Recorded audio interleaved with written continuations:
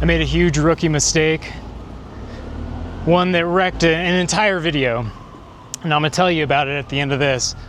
But before I do that, I'm gonna share with you the top 5 things that I learned during my first week vlogging. So stick around.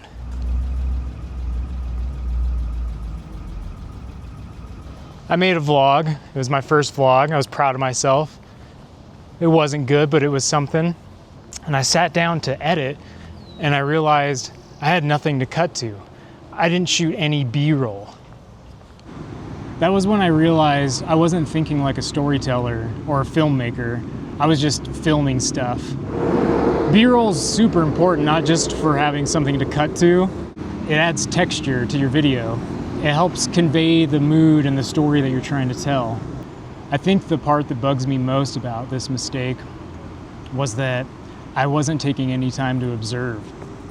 I was just riding my bike around, filming indiscriminately, talking out my ass, thinking that in the end I could, edit it together into something that looked good. That goes against why I started doing this in the first place. I wanted to share my experiences with my friends and family. If your goal is to share an experience, then you actually have to have an experience. And that means stopping once in a while and waiting and watching and listening to what's around you.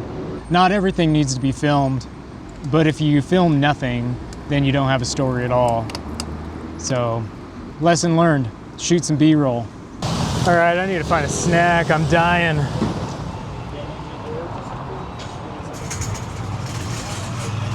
Oh, gracias. ¿Cuánto es total? 4.500. Oh yeah. Gracias. Adios, gracias. Muchas gracias. Ultimate bravery test. Vlog right outside of the little food cart on the corner of the street in front of everybody. I'm making some progress.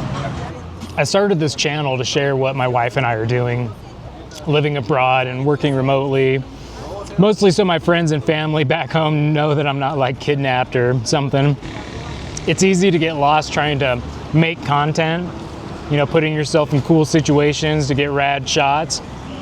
I'm trying to actually live life in these other places and not just go somewhere to film it. I'm gonna go ahead and just kind of insert myself here real quick and try to summarize what it was that I was trying to explain in this segment.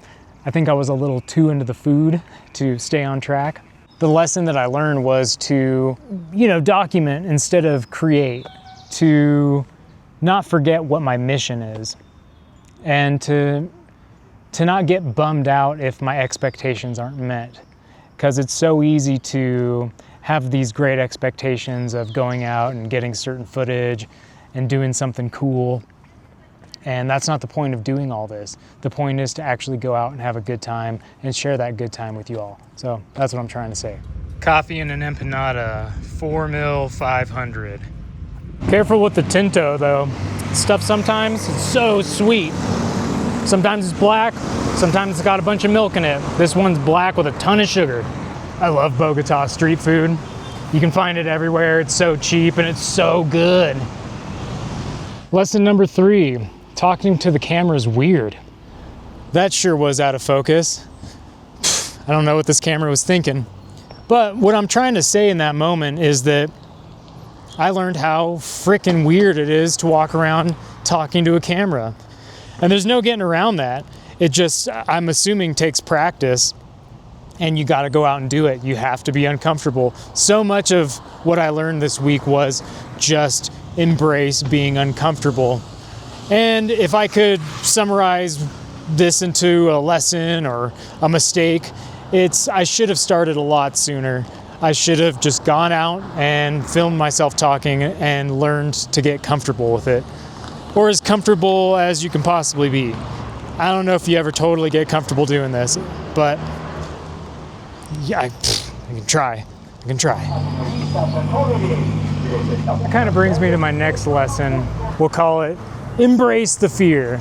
Run towards that which you suck at. People don't like being bad at things. That's why they don't try anything new. It's literally why they call it the comfort zone.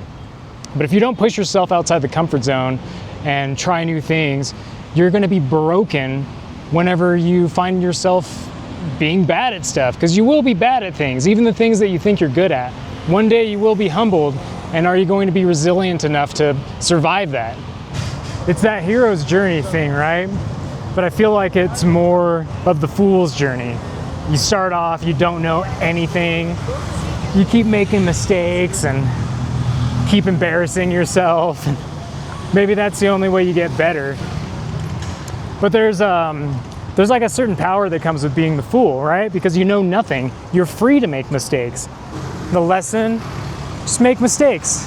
Embrace the fear. Be the fool. I'm good at that. Ask my mom. So where the hell am I going anyway? Well, I'm not just walking around for no good reason talking to the camera. I actually have a mission. And there it is. También, bueno. ¿Cuántos necesita? ¿Cuántas personas son? 2 personas en carne de res. De res, sí. Sí. Esto es todo res. Oh, okay. Churrasco, punta. Tengo este también. Ribeye. Y también es bueno. Colombiano. ¿Colombiano? Sí. Colombiano, churrasco. Churrasco. Oh, okay. Listo. Mira estos dos. Gracias. ¿Bien? Bien. See, I know what I'm Quiere doing. llevar arepas, empanadas, chorizo. Arepas. Arepas. Arepas con queso. Sí. Relleno queso. Esta es cortesía. Para ti. Gratis. Para ti. Oh, gratis. Cortesía. Oh, muchas gracias. So stoked. I got the meat. You have no idea how happy I am about this meat purchase. I'll explain. So why am I so excited about steaks? Well, I usually don't need a reason to be excited about steak because it's steak. But if you happen to have watched my last 2 videos, you're probably wondering what happened to the third one. Well, I lost it. It was the video where I finally get to the meat store, I go inside, and I have a real difficult time communicating with the butcher because I don't know Spanish, but I got the steak. I did some cool stuff. I had to crawl under a bridge to cross a freeway. There was discarded couches and human shit. That brings me to my 5th and final lesson for today. The biggest mistake that I made was that I trusted YouTube. Never trust YouTube. So I finished editing that last video and made the thumbnail, wrote the description, had it all ready to go, hit the upload button, and it said it was uploaded. It was already uploaded. It said it was processing. Thought everything was good. I left, went out, had dinner, had a beer probably, if I remember correctly, and thought everything was good. Had it scheduled to come out at a certain time. Totally fine. Everything was golden. And then I filmed probably another 3 videos worth of footage, and I decided to clean up my hard drive a bit. So yesterday, which was a Monday, I just wanted to check to make sure the upload and to make sure that the video published, and it said that the upload was abandoned.